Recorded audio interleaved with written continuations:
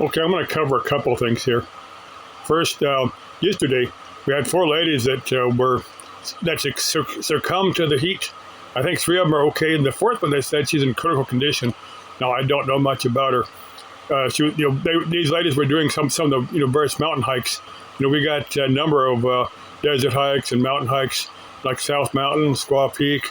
There's a bunch of them throughout the valley. If anybody's interested, I'm sure somebody's got a list of them somewhere.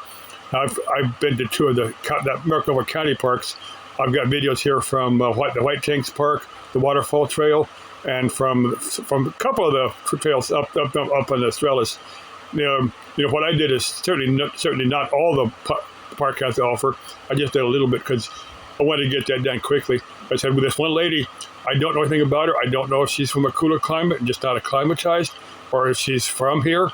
Now you do hear people that are from here that are acclimatized, that are prepared, and still get in trouble. So that does happen. It's the heat is, when it gets hot, the heat is nothing to mess around with. It's like 109, 110 outside right now. I was born here. I can take the heat, but even then, I know how not to kill myself. I know how to kind of take it easy when it's super hot. And I have a couple times. I've been there's a point where you stop sweating. There's a point where you stop feeling real sick and you stop sweating. At that point, you're in serious trouble. You better get into a cooler. You better get to a cooler, and I've been smart enough to do that. You get to a cooler place, you start drinking lots of water, or you want to drink water kind of slowly.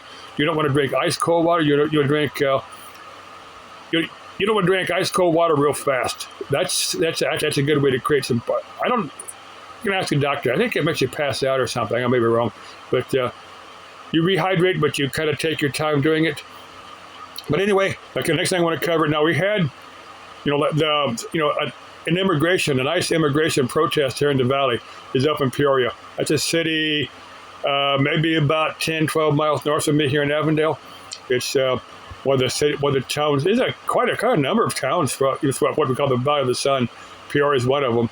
It's up there kind of between, between Avondale and Sun City and Youngtown and towns in there like that. But anyway, as the story goes, with some type of mix-up, there was some type of story on the internet that it was an immigration raid.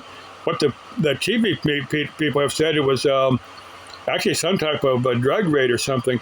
But there was a handful of people that got arrested. But you can see these people on videos that they posted that these people were deliberately trying to start trouble with the police. They weren't out there peacefully protesting. They were deliberately trying to start fights with the police. So they're getting what they've got coming. So you don't pick fights with the police unless you want them to arrest you.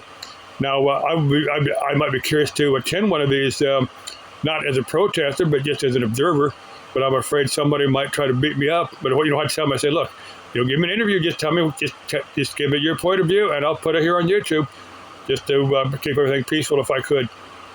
Of course, they've had some of these protests in downtown Phoenix, but when it's 110 degrees outside, people generally don't. People are generally smarter than to go out in 110 degree weather and sweat and just to make a protest.